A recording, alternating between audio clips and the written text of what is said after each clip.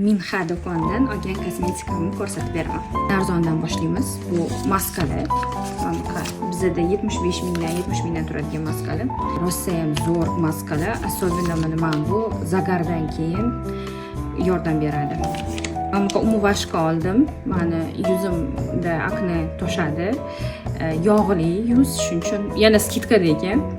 To'g'risi esimda yo'q qanchaga olganim, lekin shu umuvashkani oldim. Keyin aynan mana shu Skin 1004 brendi juda ham katta assortimentda представленный ekan. Men shunisini oldim. O'zim qishda bu yerda mamlakasini ishlatgandim. Mana shu serum menga увлажняющий krem ham, питательный krem ham, восстанавливающий krem ham o'rnini bosib beradi shu. Endi men bu yengilroq ekan, hali ishlatib ko'rganim yo'q. Ishlatib ko'rsam keyin aytaman yordam berdim yo'q. Old Spice hidi yoqdi, shunga shuni oldim.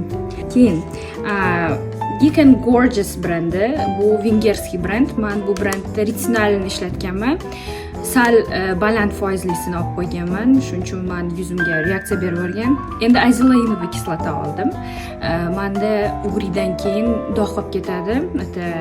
Post-воспалительный эритема deydi. Oylab turadi-da. Shunga azelainoviy kislota etishdi. 20% ekan, bu baland foiz. Hali ishlatib ko'rmadim. Yordam beradi degan umiddaman. Keyin menda melazma bor. Ketqizish qiyin. Ketkizib bo'lmaydi, sal rangini ochartirish mumkin, lekin ketsa ham yana qaytib keladigan dog' bu. SPF tanlayotganda toniruющий SPF qilish kerak ekanda, agar melazma bo'lsa. Mana bu Centella'ni mana shu SPF kasi bu toniruющий SPF ekan, yana nimasi yaxshi ekan, ugri toshirib yormas ekan. Faqat shundan foydalandim, o'zimga ham oldim, yoki O'zbekistonda ham ishlatish uchun. Probniklar berishdi. Hadalabadan travel set oldim. Toner ham bor, ichida toner, umuvashkasi bor и bu увлажняющий krem. Очень легкий, menga mana shu hammasi yoqdi. Yaqinda oyim boradi, Nichanga dam olishga, hammasini полный razmerkasini olib keltiraman.